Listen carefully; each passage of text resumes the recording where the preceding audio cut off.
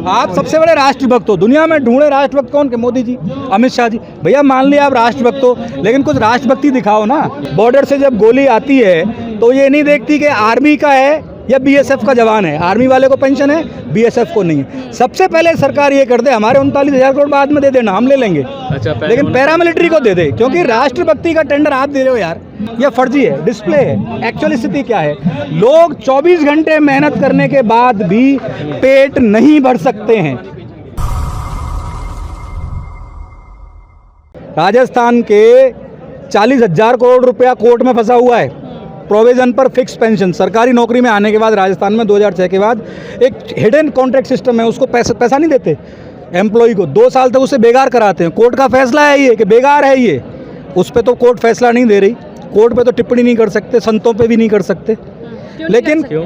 इसलिए नहीं कर सकते। संतों पे क्यों नहीं? मैं तो कह रहा हूँ सारे ये संत हैं।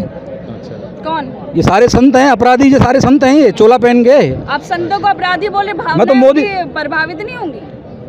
अपराधी तो अपराधी है, भावनाएं मेरी भी तो प्रभावित हो रही हैं भाई। क्या काम है आपका? आप लोगों को एजुकेट करो धार्मिक रूप से।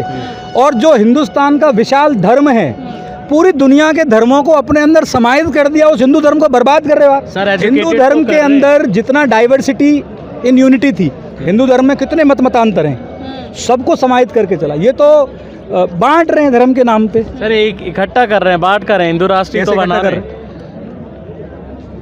हिंदू राष्ट्र का मतलब क्या है और हिंदू शब्द का मतलब क्या है? हिंदू शब्द खुद हिंदुओं ने नहीं दिया, अफगानी और ये उधर से आए थे, जो शब्द उन्होंने दिया। और हिंदू शब्द का इतिहास कहाँ है? कौन हिंदू है? एक तरफ आप कहते हो कि सारे हिंदू हैं, एक तरफ कहते हो कि नहीं हम आपको, आप मुसलमान हो। जब आपने हिंदुस्तान के भूभाग में रहने वाले को हिंदू मान लिया तो झगड़ा ही क्या है? ये सिर्फ डिवाइड एंड रूल की मुद्दों से भटकाने की। गरीबी, बेरोजगारी, कितने बेरोजगार हैं देश में? सारे अपराध बढ़ रहे हैं। हमारे सीएम का स्टेटमेंट है, तो मुख्यमंत्री का, कि बेरोजगारी के कारण नशा करता और नशे के कारण रेप हो रहे हैं। जब आदमी बेरोजगार है, हताश है, तो अपराध करेगा। सर रेप के पीछे भी आप बेरोजगारी को कारण मानते हैं? मैं नहीं बोल रहा, मेरा सीएम बोला है, अशोक गहलोत जी। वो बोल रहे हैं कि बेरोजगारी है, हताशा है, उसके बाद वो नशे में डूबता है। सरकारों की पॉलिसियां जहाँ पानी नहीं है, राजस्थान में वहाँ। जिस आप सरकार की बात कर रहे हैं, वहाँ पर भी तो एक दलित को मूंछ रखने पे मार देते हैं। देखिए उसके खिलाफ तो ये दलित लोग आगे प्रदर्शन करते सरकार के खिलाफ, सरकार कुछ नहीं कर रही राजस्थान में। हाँ। मैं ये कह रहा हूँ कि अत्याचार जो है कुछ जातियों के खिलाफ, ये पूरे पीछे से चला आ रहा है और धीरे धीरे चेतना बढ़ रही है। सरकारें अगर तो सरकार नहीं तो आपकी भी कट करे में है ना? नहीं, उस इश्यू पे तो है। हाँ। जहाँ सरकार गलत है हम उसको डिफेम करेंगे। उसका काम है इस तरह के रूल्स बनाए, सिक्योरिटी दे, तमाम जो एट्रोसिटीज़ किसी पे भी, चाहे सवर्ण हो या अवर्ण, जिस पे अत्याचार हो रहा है, डेमोक्रेसी नहीं होना चाहिए। लेकिन उसके पीछे का जो फील्ड मैनेजमेंट है, वो तो हम लोगों को और आप लोगों को एजुकेट करना पड़ेगा ना लोगों को। धीरे धीरे समय के हिसाब से ये सारी चीज़ें दूर होंगी। विकास हुआ है, पहले क्या स्थिति थी आप कल्पना कर सकते हैं? उत्तर प्रदेश में एक दलित महिला सीएम बन जाए। मैं उनका विरोध किया, मेरी वाइफ बोली कल, यार आप क्या बात कर रहे हो विनोद जी, एक दलित महिला उत्तर प्रदेश में सीएम बन गई, आप उसके विरोध कर रहे हो? संविधान की देन है भाई साहब, संविधान की देन है ये। हाँ संविधान की देन है। तो चीज़ें अच्छी भी हैं, बुरी भी हैं। परसेप्शन क्या है? परसेप्शन ये बना रहे हैं, दृष्टिकोण ये बना रहे हैं अपने चैनल्स के माध्यम से। 750 चैनल अंबानी के हैं, अंबानी इनका यार है। सारी गलत चीज़ें परोस रहे हैं, सारा दिमाग 24 घंटे चारों तरफ गलत चीज़ें, मुद्दा कोई नहीं। जनता नहीं समझ रही। जनता तो कहाँ समझती है? जनता इतनी, देखिए रोटी इतनी बिखरा दी। सुनिए सर, सुनिए, नहीं ये भी नहीं। Let me conclude. रोटी इतनी बिखरा दी हैं इधर उधर, उन्हें जुटाने में लग जाए दिन भर। 24 घंटे जनता तो पेट भरने में चिंतित है, उसको टाइम नहीं है। जो कुछ मिल गया जल्दी से देख लिया टीवी पे, अच्छा ये गलत है ये सही है, बह जाती है। वो तो रोटी की लड़ाई में, पेट भरने की लड़ाई। तो राशन भी तो पा रही है ना सरकार की तरफ से। एहसान तो नहीं है, आपने उस तरह का रोजगार पैदा नहीं किया देश में। मुफ्त राशन आप दे रहे हो तो उनकी जरूरत, वो भूखे हैं इसलिए राशन दे रहे हो आप, भूख से मर जाने दें। आपकी इकोनॉमिक पॉलिसीज देश का डेवलपमेंट नहीं कर रही कि कोई आदमी उस तरह का उसको रोजगार नहीं मिल रहा, प्राइवेट या खेती किसानी में बच जाए उसको। किसान मजदूर हो रहा है इस देश में। मजदूर कौन है? किसान। किसानों को भी तो पैसा मिल रहा है ना। क्या मिल रहा है? सरकार भेज रही है क्या मिल अकाउंट रहा में है? से। 6,000 रुपये दे के आप 60,000 ले रहे हो। इधर 6 रुपये दे रहे हो, उधर डीजल पेट्रोल के बहाने से आप ले रहे हो, उसकी फसल का दाम नहीं दे रहे। भाई मैं आपसे 10 रुपये लेके और 10,000 छीन लूँ, जिसका पता ही नहीं चल रहा। इकोनॉमिक पॉलिसीज आपने इस तरह की बना रखी हैं कि किसी भी जिसको 1 लाख रुपया भी मिल रहा है ना, आपके बड़े बड़े चैनलों में बड़े बड़े, उनके भी 3 तारीख को पैसा खाली हो जाता है, वो क्रेडिट कार्ड यूज़ करते हैं। प्रैक्टिकल है। पॉलिसी आपने किस तरह की बना? हम कह रहे हैं आप पैसा मत दो।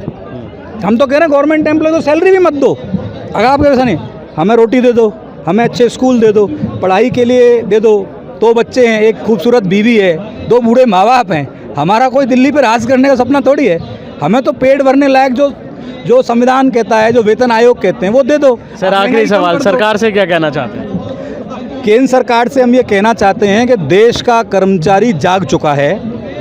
एक तो राजस्थान के एम्प्लॉयज़ के 39,000 करोड़ रुपए और छत्तीसगढ़ के एम्प्लॉयज़ के 17,700 करोड़ रुपए वापस किए जाए जो NSDL में है तुरंत, क्योंकि वहाँ उन 2 राज्यों में पुरानी पेंशन कांग्रेस ने लागू कर दी है। दूसरा, आज नहीं तो कल पुरानी पेंशन तो मिलेगी।